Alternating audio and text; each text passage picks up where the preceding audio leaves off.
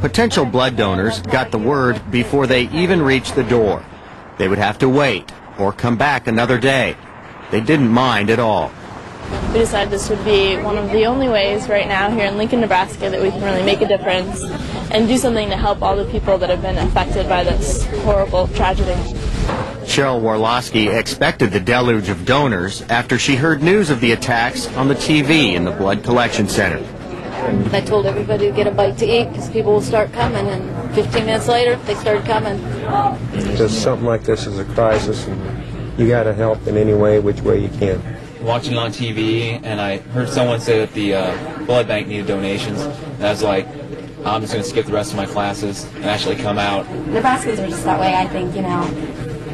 We're good people, and so everybody just really wants to do their part. I think that's awesome. This is our practice today.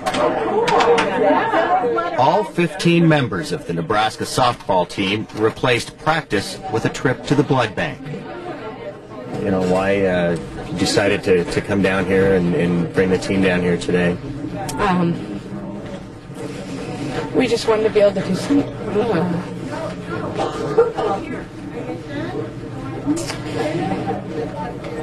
We met in the weight room and we talked about what this all meant, and we decided that we wanted to be able to do something, and really all we could do now is pray and give blood. So that took precedence for the day. So here we are.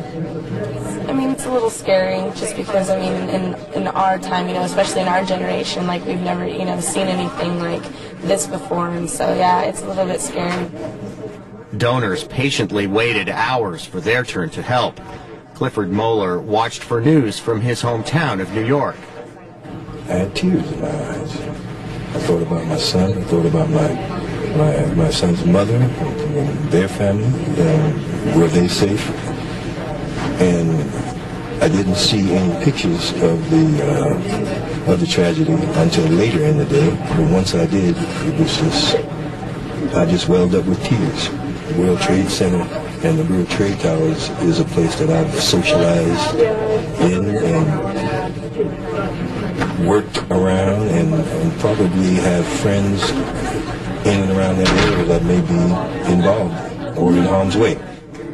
Blood collected in Lincoln, Nebraska could help victims of the attacks, but it had to get there. Normally, the blood would be shipped by commercial airline. In this case, they had to find another way. Blood Bank Director Phyllis Erickson thought she had the answer when she heard Lincoln's Urban Search and Rescue Team was going to New York. And they've offered to drive the blood for us, and so I think that's our plan, at least right now for this evening, is to have the firefighters drive it straight through to New York, New Jersey area for us. In the back room, volunteers packed ice into shipping boxes. In the lab, technicians tested the blood to make sure it was safe. As afternoon turned to evening, Phyllis Erickson got some bad news. What our problem is a logistics issue of getting it moved now into the New York, New Jersey area. The firefighters who thought they'd be going to New York were still in Lincoln. They didn't know when or if they would leave. Now, we had a couple plans put together that we thought were really going to work, and those have kind of dissolved. Phyllis Erickson needed a new plan. They had counted on our blood because we were one of the first ones to call in this morning and say we were going to get it there, and now we're not going to get it there. So we kind of hate that, to not be able to come through for them. But hopefully here within the next couple of hours we can work something out with the military or something and get it there.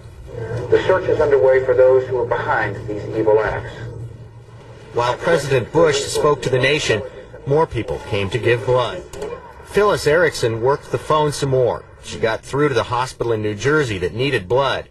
440-0384. That's right, Art. Okay, Phyllis, thank you very much. Okay, very good. Bye-bye. Bye. Cool. Okay. What's the word? We're making it happen. The feds are working on it, and they'll have to figure out when get the flight initiated, and that might take several hours, or it might be even morning before they get it all figured out. But here, in this place where people did their best to help in whatever way they could, they also wondered about the future.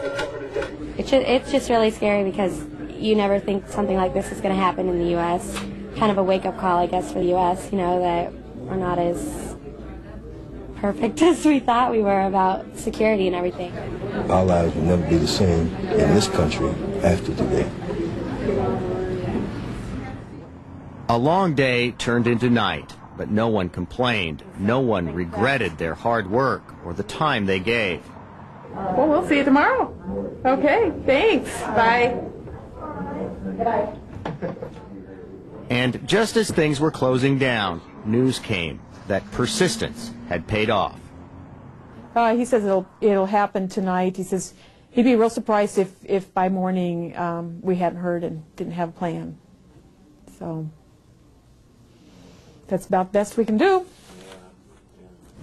Yeah. So what do you do now? Are you going to? I'm going home. We got phone numbers, and we'll sleep lightly. Yeah. These boxes of blood would soon be on their way. A gift from Nebraskans who just wanted to help.